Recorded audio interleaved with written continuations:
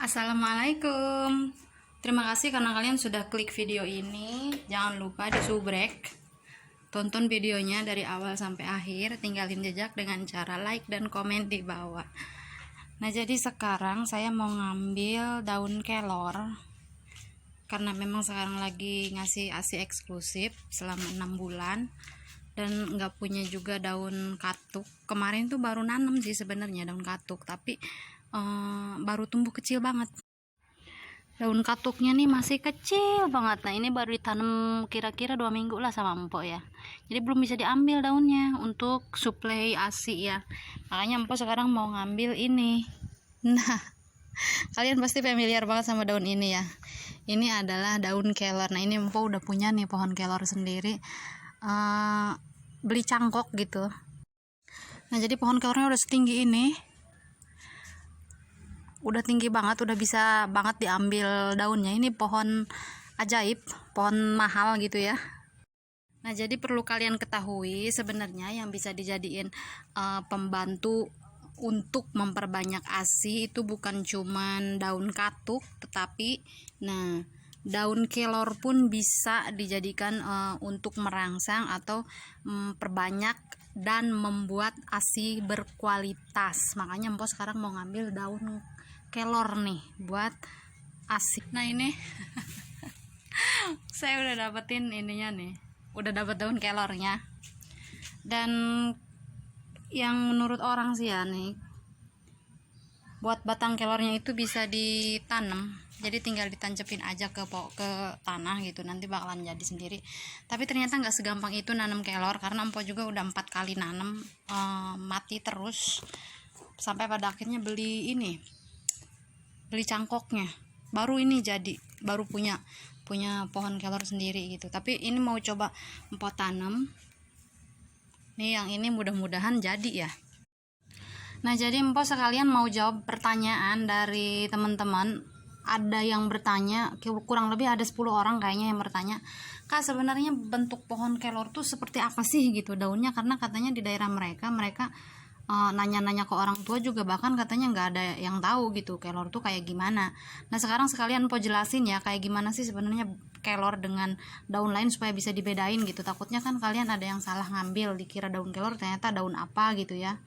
Nah, jadi kalau untuk pohon kelor ini memang mempunyai karakter sendiri, dia tuh berbeda menurut empok dari pohon-pohon yang lain. Nah, contoh ini adalah pohon katuk. Nah, kalau ini pohon katuk. Nah, kalau pohon katuk, nah ini kan dia pohon nih. Nah, ini dia pohonnya, ibaratnya ranting besarnya. Nah, ke sini, ke cabang sini, nah dia langsung daun. Tuh, langsung daun dan enggak ada cabang lagi. Tetapi kalau ibaratkan untuk kelor, dia beda, karakternya beda lagi. Nah, jadi ini pohon ranting besarnya. Nah, dia akan ngebentuk cabang di sini. Nah, sini cabang. Nah, terus dia daunnya, kalau ibaratkan untuk pohon katuk, nah ini, nah dia dari cabang tuh langsung daun. Nah, dari cabang ini dia langsung daun yang nempel. Jadi nggak ada cabang lagi. Tetapi untuk daun kelor, nah dari sini nyabang, nah dia ngebentuk cabang lagi. Baru ada cabang kecil, nah barulah di sini letak daun. Kalian bisa lihat bedanya. Nah, seperti ini karakter katuk. Kalau karakter katuk ini cabang, nyabang lagi ke sini kecil, langsung daun. Tetapi kalau untuk kelor enggak. Jadi dia cabang besar, kemudian ngebentuk cabang kecil, di sini bakal ngebentuk cabang lagi, di sini cabang lagi, baru ada letak daun. Beda dengan daun katuk. Nah, perhatikan ya, baik-baik. Beda. Jadi dari karakter cabangnya beda dia. Dan dari daunnya pun, nah karena ini katuknya masih kecil, kalau daun katuk kan identik lebih besar.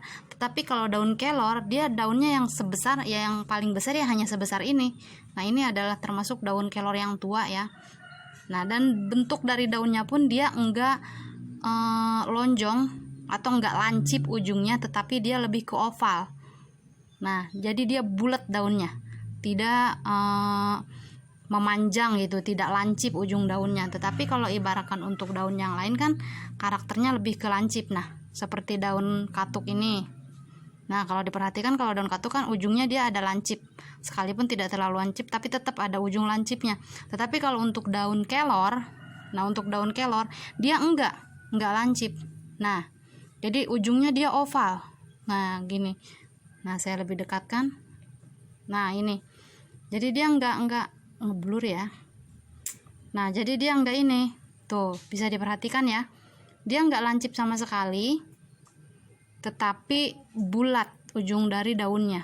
Jadi ini banyak banget yang nanya ke Empok, Po saya bingung nyari daun kelor karena nanya ke sana ke sini nggak ada yang tahu daun kelor tuh kayak gimana gitu. Dan ini dari anak-anak seberang, kalau nggak salah tuh dari Pulau Kalimantan gitu, sekalipun di sana banyak hutan gitu, ada hutan, tetapi untuk nyari kelor kata mereka susah.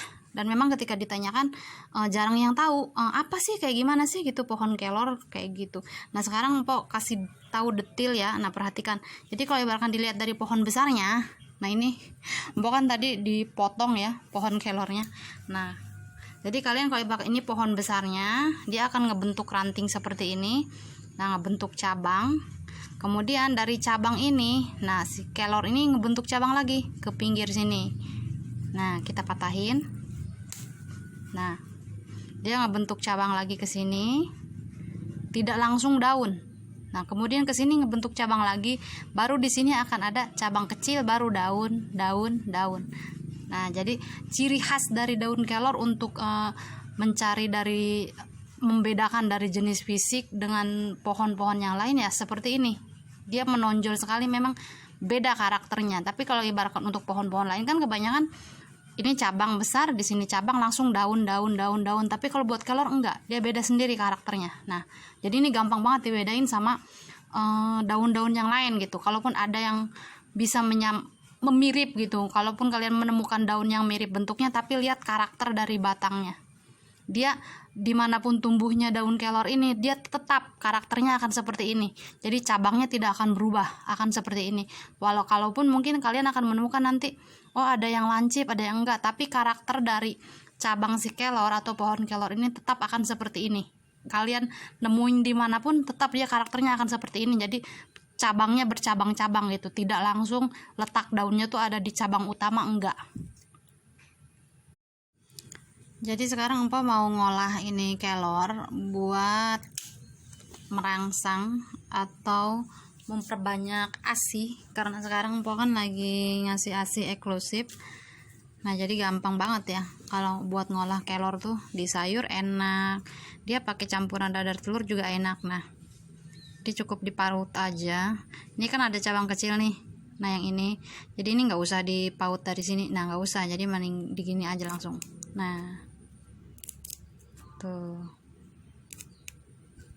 jadi kalian kalau ibaratkan mau ngebedain antara daun kelor dengan daun yang lain yang mungkin kalian anggap kok ini mirip ya dengan daun kelor, nah kalian perhatikan baik-baik karakter dari ranting yang ada di pohon tersebut gitu, karakternya nih sama nggak dengan kelor. Karena kelor setahu saya, selama saya nyari-nyari kelor sebelum punya daun kelor, dimanapun saya nemunya ini daun kelor, tetap karakter daripada pohon kelornya seperti ini. Dia nggak berubah karena ada di dataran tinggi kemudian dia berubah jenis cabangnya, enggak, tetap dia akan ngebentuk karakter seperti ini dengan cabang pohon besar dulu, kemudian dia baru ada cabang ini, baru di sini akan ada cabang yang lain, akan membentuk lagi cabang. Nah di sini di yang utama, di cabang kecil ini dia juga akan ngebentuk cabang 1, 2. Nah kesininya baru. Nah bahkan di sini pun tetap ada nih cabang kecil. Nah gitu. Jadi untuk membedakannya kalian perhatikan aja karakter daripada pohon kelor itu sendiri. Dan memang pohon kelor itu dia nggak banyak kayak cabang-cabang besar seperti pohon mangga yang bentuknya akan seperti ini, enggak, tapi dia lebih lurus ke atas, lebih meninggi lah, lebih tinggi ke atas gitu, enggak ke samping seperti ini banyak cabang, enggak untuk pohon kelor. Nah ini akan saya olah untuk merangsang ASI, dan memang ini sama dengan daun katuk, bahkan kandungannya lebih dari katuk. Dan ini yang membuat ASI lebih berkualitas ya, karena memang zat dan vitamin yang terkandung di dalam kelor ini udah memenuhi banget gitu ya. Jadi ada vitamin yang kita dapat seharusnya dari jeruk. Kita makan jeruk dulu untuk mendapatkan vitamin C, tetapi hanya dengan mengkonsumsi kelor kita udah mendapatkan beragam vitamin. Jadi vitamin bayam, zat besi dia ada di sini, kemudian vitamin C-nya juga tinggi, lebih dari jeruk bahkan. Kemudian vitamin A itu terpenting ya untuk anak gitu. Jadi untuk perkembangan dia bagus banget daun kelor ini. Makanya saya lebih menggunakan daun kelor karena memang ada juga anjuran dari beberapa penelitian, memang bagus banget daun kelor ini dikonsumsi oleh ibu menyusui karena memang terdapat zat-zat yang memang dibutuhkan oleh si bayi, apalagi untuk ASI eksklusif ya. Jadi kita harus membuat ASI kita nih berkualitas gitu ASInya, karena dia tidak makan apapun. Si bayi ini hanya benar-benar mengkonsumsi ASI. Maka bagaimana caranya kita membuat ASI ini memenuhi semua kebutuhan gizi yang memang dia butuhkan? Nah, dengan cara kita sebagai ibunya mengkonsumsi makanan-makanan yang memang cukup gizi untuk memenuhi asupan gizi yang memang dibutuhkan oleh si kecil. Nah, jadi inilah yang saya konsumsi. Jadi saya tidak, kalaupun ada katuk ya saya akan mengkonsumsi katuk, tetapi karena memang pilihannya di rumah saya punya kelor ya itu lebih baik gitu. Saya jadi menggunakan daun kelor. Dan apakah ini saya konsumsi setiap hari? Iya, karena kan sekali lagi bahan alami itu sangat kecil sekali efek sampingnya, bahkan hampir tidak ada. Jadi enggaklah ada efek samping makan kelor setiap hari, enggak. Jadi ini sangat amat sehat ya teman-teman. Kalau ibaratkan kalian bilang saya bergantung sekali ke alam, iya betul, saya sangat bergantung sekali ke alam. Kalau ada yang bertanya kenapa kak kok mendahulukan semua yang alami, karena saya meminimalisir resiko atau efek samping yang ada gitu. Kalau ibaratkan kita pakai bahan dari sintetis atau kita pakai bahan yang ada kimianya gitu ya, tidak menutup kemungkinan niat kita mengobati satu penyakit tetapi ternyata malah tumbuh penyakit yang lain atau malah timbul penyakit yang lain yang bahkan lebih parah gitu. Contoh, kita ingin mengobati satu penyakit rematik gitu ya dengan mengkonsumsi obat kimia atau obat sintetik lah gitu ya. Nah, karena obat sintetik itu kan diproses oleh ginjal, jadi ujung-ujungnya kita ingin nyembuhin satu penyakit rematik yang menurut saya masih lebih ringan daripada penyakit ginjal. Nah, ujung-ujungnya karena kita terus-menerus mengkonsumsi obat sintetik tersebut, kemudian bisa mengganggu fungsi ginjal yang bahkan resikonya lebih fatal gitu ya. Kalau ibaratkan udah terkena ginjal, bisa harus melakukan cuci darah lah.